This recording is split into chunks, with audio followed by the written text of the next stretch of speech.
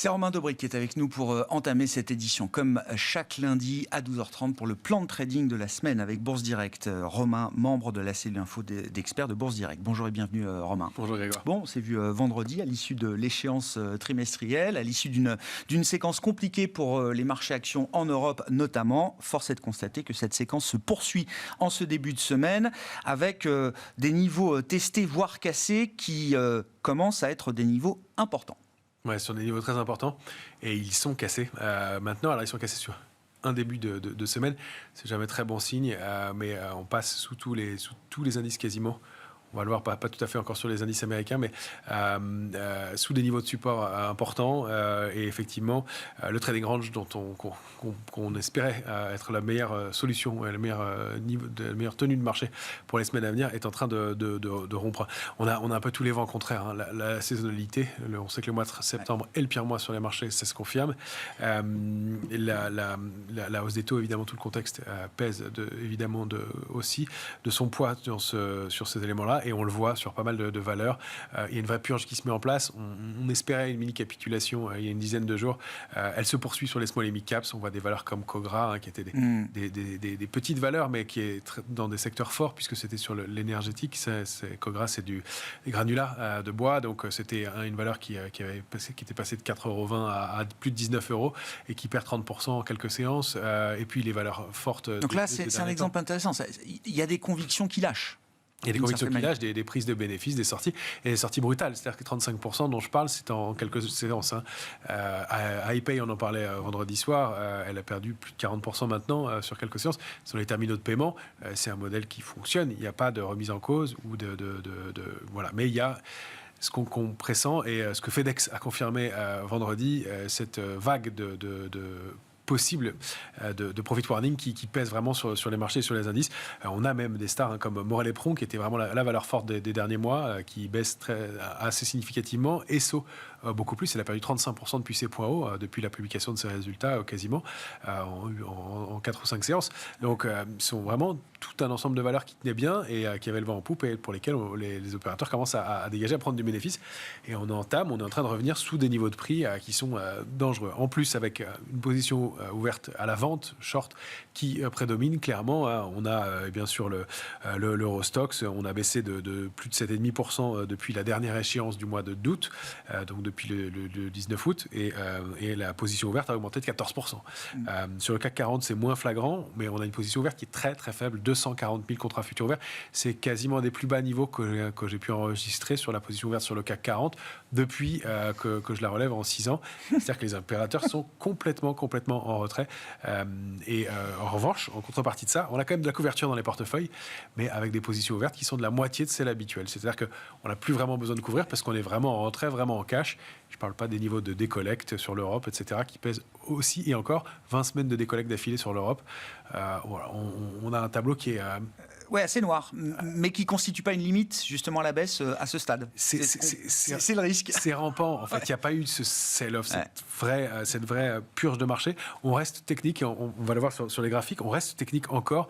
On teste niveau après niveau, des points plus bas, et c'est un crack rampant qui est assez pénible. Et on savait que ce serait long, on espérait que ça tienne un peu mieux. Pour l'instant, ça passe du mauvais côté de la barrière. Maintenant, il y a encore cette semaine, effectivement, qui va être charnière. Ouais, avec beaucoup de réunions de banques centrales, à commencer par la Réserve fédérale américaine. Si on prend l'indice américain S&P 500 comme référence, Romain, où en est-on là d'un point de vue technique et graphique pour l'indice américain ? Alors, on va commencer par la possible bonne nouvelle.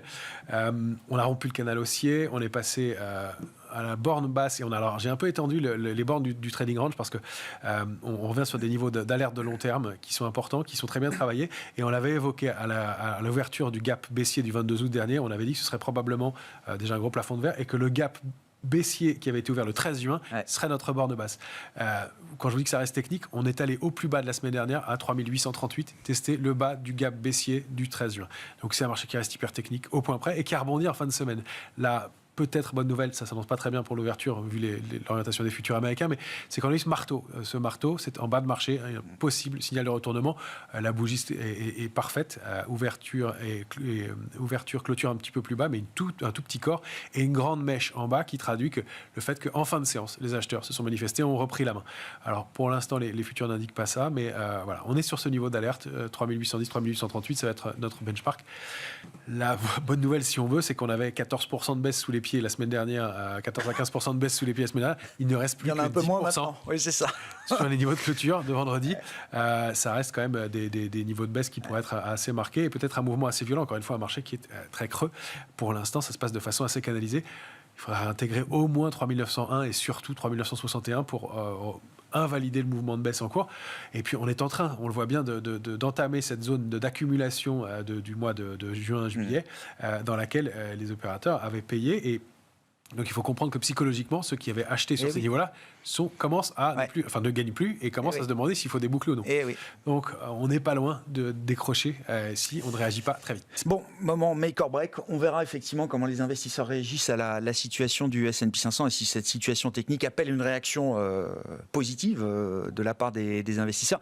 Quand on regarde le Nasdaq, là vous signalez quand même que la probabilité la plus élevée, c'est d'avoir une poursuite du mouvement de baisse. Maintenant, on a rompu. C'est assez clair. On a rompu la ligne de coup. On arrive dans une dernière zone d'alerte éventuelle, c'est-à-dire qu'on peut encore envisager une réaction, mais on a baissé avec des volumes qui, il faut le dire, sont pas extraordinaires, mais comme on sait que les opérateurs sont en retrait, que le marché est baissier depuis un certain temps, que les rebonds sont produits avec pas beaucoup de volume, qu'il y a de la spéculation baissière, on ne peut pas s'attendre dans la baisse non plus à des volumes monstrueux, sauf en cas de vraiment sell-off, et ce qui n'est pas encore le cas. On rompt ce qui pourrait être la ligne de coup, je dis pourrait parce qu'elle est pas très belle graphiquement, cette épaule, tête épaule, cette structure en épaule, tête épaule, l'épaule de droite ayant vraiment dépassé la symétrie, mais on baisse avec un gap baissier, avec une grande bougie rouge, avec un peu plus de volume dans l'épaule baissière, et on passe en dessous de ce niveau qui a été très bien observé par le marché.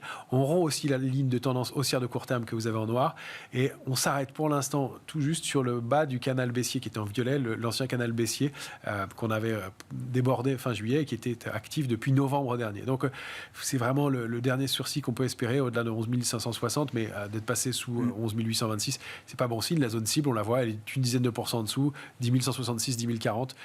C'est pas beaucoup de support en dessous de ça, et on voit qu'on a déjà là, ici, pas mal entamé le niveau d'accumulation du mois de juillet. Comment est-ce que la situation se traduit en Europe, si on prend l'Eurostoxx 50 comme indice de référence, Romain ? Alors là, pour voir le côté positif des choses, on sous-performe moins qu'on ne sous-performait en Europe. On a même beaucoup moins baissé, à 95% pour la semaine dernière sur l'Eurostoxx.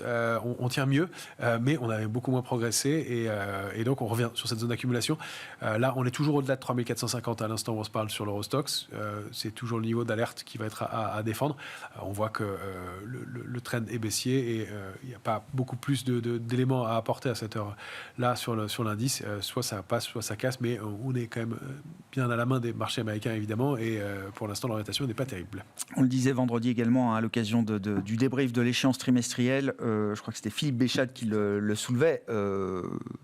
S'il doit se passer quelque chose en Europe, de plus grave encore sur le plan des indices boursiers, c'est par le DAX que les choses arriveront. Comment on surveille et comment on regarde le DAX à ce stade, Romain ? Ouais, c'est exactement suite aux commentaires que j'ai rezoomé sur le DAX.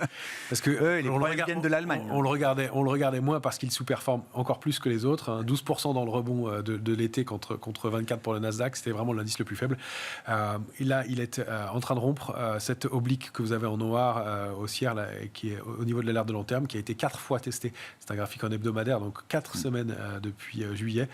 Et là, on est en train de passer en dessous donc de 12 620, alors qu'il est... on n'a jamais sur le DAX repassé la ligne de tendance baissière de moyen terme, ce qu'on avait réussi à franchir en juillet sur tous les autres indices. Jamais sur le DAX. Le minimum du mouvement baissier complémentaire, c'est d'aller chercher la zone 11 170, 11 450. On sait encore une fois qu'on suivra la majorité des autres indices. L'ouverture hebdomadaire sous ces niveaux-là n'est pas de bon augure du tout. Il va falloir réagir très très vite sur cet indice si on veut pouvoir au moins préserver la latéralisation. On n'en entendra pas mieux dans l'immédiat. Bon, le DAX avec une situation technique des plus dégradées aujourd'hui parmi les autres indices européens. Si on prend le CAC 40, bon, la situation est peut-être un peu meilleure. On est quand même dans une zone d'alerte de moyen terme pour le CAC et le futur CAC, notamment que vous nous proposez en lecture journalière. Oui, tout à fait. Alors j'ai étendu aussi sur le futur CAC 40 le trading range parce que... on testait des zones, on y revient. 5970 est à nouveau testé ce matin. C'était le point bas de début septembre sur lequel on avait réussi à rebondir un peu. Pour l'instant, on était très légèrement au-dessus, mais on rompt 6040. 6040, c'était notre alerte. Et c'est pas bon signe du tout. Donc on se laisse un peu de marge. Pourquoi ? Parce qu'il y a de l'inertie baissière. On entame une nouvelle échéance sur les marchés dérivés. Il y a ces grosses réunions de la semaine des banques centrales. Il y a aussi en fin de semaine les PMI, les directeurs d'achat. Vendredi, ça peut jouer un peu. Disons qu'on on a des indices qui glissent doucement, qui n'ont pas décroché complètement. Donc, on peut étendre ce trading range. Ça donne l'intérêt, c'est que ça recule un petit peu le précipice. L'inconvénient, c'est que ça élargit le range. Donc, quand on rompt un trading range, on le duplique vers le bas. Les cibles baissières, elles se situent maintenant sous 5500 points, clairement, un peu au-delà de 5390 points. Il y a un vrai risque d'aller chercher ces niveaux-là. Encore une fois, on voit bien que la zone d'accumulation de l'été et du début de l'été est en train d'être sérieusement entamé. Il n'y a pas beaucoup de configurations et de valeurs qui soient très positives dans l'immédiat. On a quelques secteurs qui sortent du lot, la banque, l'assurance, un petit peu la construction et puis la finance. Mais sorti de là, il n'y a pas beaucoup de secteurs qui tirent leur épingle du jeu. Ça tient pour l'instant, mais on sent que c'est un fil. Est-ce que la logique de stock picking semble adaptée à ce stade ? Est-ce qu'il y a quand même des choses à faire du point de vue de l'investissement cette fois, Romain ? Avec un niveau de prudence important, j'imagine ? Oui, un niveau de prudence toujours. On surveille le marché. Autant, il y a 10 jours, on tentait des entrées sur des titres. Il y a des valeurs qui surperforment un peu, des valeurs comme Worldline qui ont l'air de se reprendre, des valeurs qui stabilisent en bas de marché comme Atos, mais bon, enfin, c'est très compliqué. C'est des dossiers tricky quand même, piégeux. Très compliqué. Donc pas vraiment de ce côté-là. On voit que Eurofins stabilise aussi, mais elle a une bougie baissière qui n'est pas très belle. Il n'y a pas vraiment de dossier qui soit intéressant dans l'immédiat. On est plutôt vraiment en retrait. On avait un début de mouvement possible il y a une dizaine de jours. Là, c'est pas très engageant du tout. Je vous dis, en dehors de ces quelques secteurs avec quelques valeurs qui surperforment, c'est-à-dire qui baissent moins que le reste, il n'y a pas vraiment de configuration haussière ou de signaux de retournement. Les screeners se vident et quand on regarde des valeurs, ce ne sont pas des valeurs de qualité qui payent dans l'immédiat.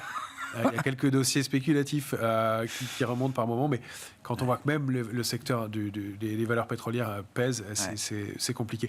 Maintenant, il y a effectivement peut-être des niveaux d'entrée sur certains. On voit que Dassault Systèmes tient bien par rapport au reste. On l'avait signalé vendredi, effectivement. Il y a des valeurs comme ça. Donc, il y a des choses à regarder individuellement sur les titres. On a vu qu'il y avait un beau rebond aussi sur la filiale de location de voitures d'occasion de Peugeot, Aramis Group, Aramis Auto, qui s'est retourné, qui a donné un vrai signal de retournement haussier. Ce sont des tout petits dossiers et ce sont des mouvements faibles dans un marché compliqué. Là, pour l'instant, cash is king. Un mot pour conclure des matières premières. Là aussi, les signaux alors envoyés par le pétrole, notamment à travers l'été, une baisse de 30%, ne sont pas des signaux globalement très positifs si on regarde ça avec la dimension croissance mondiale. Quand vous regardez l'indice large des commodities, des matières premières, le message n'est pas forcément meilleur non plus, Romain ? Non plus. Sur le CRB, donc, qui lisse pas mal les choses concernant les matières premières, qui étaient vraiment très fort ces dernières semaines. Rond en hebdomadaire, la ligne de tendance haussière qui était active depuis février dernier, il la rond en hebdomadaire avec un gap. C'est pas bon signe non plus. Effectivement, le pétrole pèse et le pétrole rompt de la même façon sa ligne de triangle. Il jouer avec la borne basse du triangle symétrique qu'on a regardé déjà il y a 2 semaines ensemble. Là, il est passé en dessous. Il arrive tard dans ce triangle, le pétrole, ce qui veut dire que le mouvement va peut-être pas être très brutal, mais en tout cas, la dynamique haussière est probablement en train d'être rompue. On a au mieux une évolution vers un trailing range, c'est-à-dire si on défend 25,75 pour aller chercher, pourquoi pas 27,57, la borne haute sur le CRB. Mais le signal est comme tout le reste des actifs. On rappelle que le CRB est composé de 19 matières premières, dont 30% au moins de pétrole, et puis de diverses matières premières, dont l'or et l'argent. Là aussi, c'est très lourd. L'or rompt aussi un niveau de support important, 1885, et en hebdomadaire le confirme. Il n'y a pas vraiment d'endroit où se cacher pour l'instant. Le marché est clairement plombé sur tous les actifs. Merci beaucoup Romain pour ce plan de trading utile qui réitère ce message de prudence dans un moment où effectivement le flux de nouvelles macro et monétaires avec les réunions de banque centrale encore à suivre cette semaine est plutôt un flux contraire à la prise de risque sur les marchés aujourd'hui. Ce n'est pas un flux de nouvelles qui incite à prendre beaucoup de risques à ce stade. Romain Dobré avec nous chaque lundi à 12h30 dans Smart Bourse pour le plan de trading avec Bourse Direct.